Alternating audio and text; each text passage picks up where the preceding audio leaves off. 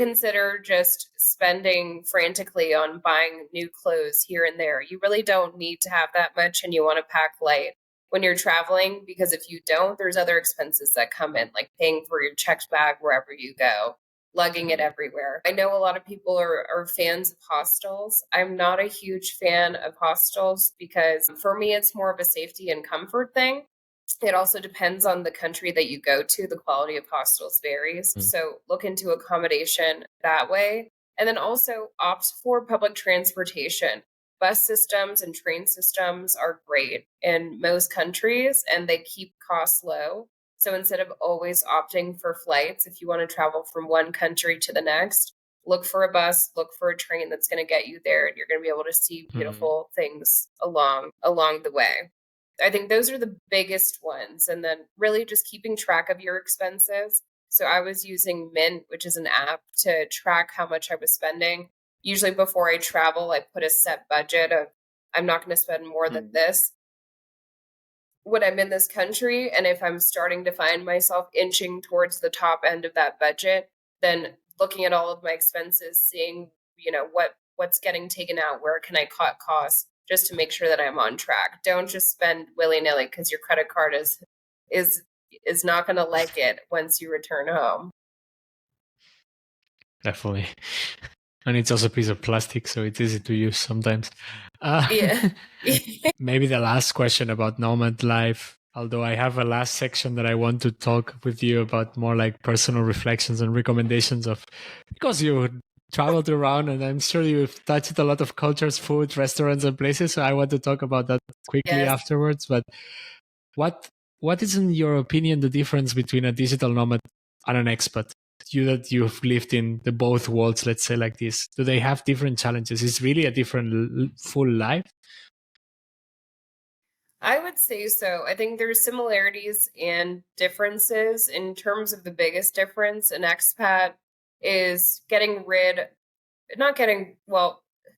uprooting their life, right? They're moving their entire life to a particular country and spending an extended period of time in that one country. And that's a big shift that requires a lot of planning, a lot of strategy, and a lot of just getting used to this one country or culture that you're now immersing yourself in. A digital nomad is not necessarily getting rid of their security, their community, their home. They can still maintain this base, this sort of safety mechanism in their home country while exploring other countries, bopping around. So I would say a digital nomad is much more transient, and an expat has to make the decision to be sedentary in a country that is not their own. In terms of similarities, though, it all comes down to this connection to explore the world, to want to see the way that other people live, to want to immerse themselves in it, and the want to be uncomfortable, because you have to be uncomfortable when you're moving or visiting a country that is not your own. And that just, I think a lot of it is just a passion for travel that expats and digital nomads share. Nice. Just a last question. It just popped up and I really wanted to ask you about it. It's, how do you feel? I mean, I'm sure that you heard it and probably experienced it at some places. There is a big discussion right now about digital nomads increasing the price of the cities and the countries where they are going to live, for example. No, what is your opinion on that? I mean, I'm from Barcelona, and there isn't a strong right now movement of what is happening, because our flats are going so crazy high that nobody can live in Barcelona anymore. No, it's the case of Venezia, a little bit the case, but I don't know if it's, in your opinion, it's only, I know that it's not only about the digital nomads, but what is your vision on, or like the opinion on this topic? Yeah, I mean, it's a very valid concern, right? You have people coming from countries where, let's say the median income is a lot higher, and then driving money into countries that haven't shifted standards in terms of income for their own residents. And so you're creating this disparity. The government wants to encourage travel.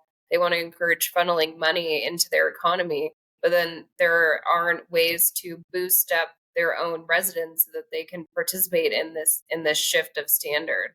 I think this is where we need to really have companies like Airbnb and VRBO, come to the table and see what they're doing to assist this disparity. The reason that I like home exchange is because it's not a short-term rental. You're not driving up the cost of rent, right? It's a home swap. You're not creating new properties for people to now buy at a higher price point. That property was already there and you're swapping into it. So you're not contributing to economic disparity. You're just, utilizing a property like you would swap into a friend's home. I think it's a lot more of an economical approach. I think it's a lot more of a morally conscious approach, because we do have to pay attention to how digital nomadism is going to shape economies. And unfortunately, it takes the government a really long time to come up with standards to regulate. But you can call private companies to the table to see what they're doing to contribute to this. Totally agree. I mean, it's happening, so we need to find solutions. Right. In general, it's not a matter. Okay, then I would say that just to close the first part of the episode, I wanted to ask you some personal recommendations about things that you've uncovered.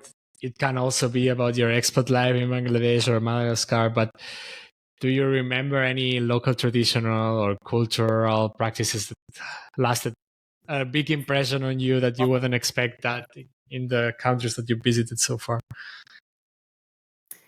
Yes.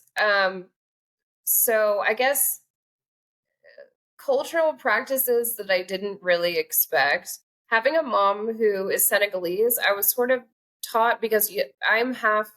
My mom is Muslim. My dad is Catholic, and so I grew up in a two faith household with two completely different cultural practices. So I learned both. And when it came to my mom's side, in Senegal, you eat with your hands, and there's a certain way that you do it. It's not just you. There's a respect factor that comes with sharing food, especially a communal bowl, and then eating with your hands, and a cleanliness factor.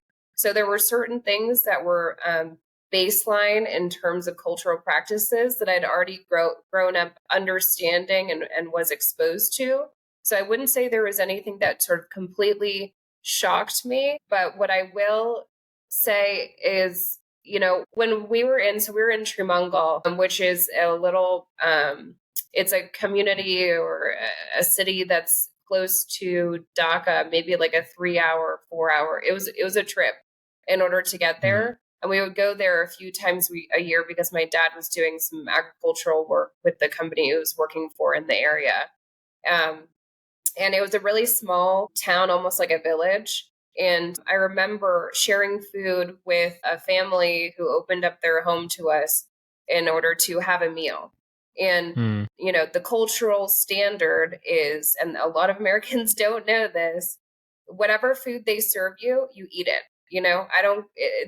If you're vegan, if you're gluten-free, whatever, this is a family who doesn't have much, and it's a big show of respect in order to put food on the table for you. So you eat it, no matter what it is. And I remember this has already been drilled into my head from my mom. So I wasn't shying away from the food, but there were certain things that I didn't want to eat because I wasn't familiar with what it is.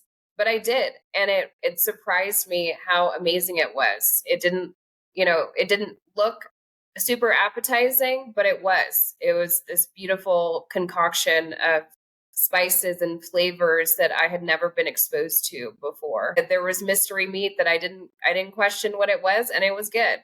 And so, what I will say, especially when you're in emerging countries, pay attention to what it takes for people to put food on the table for you.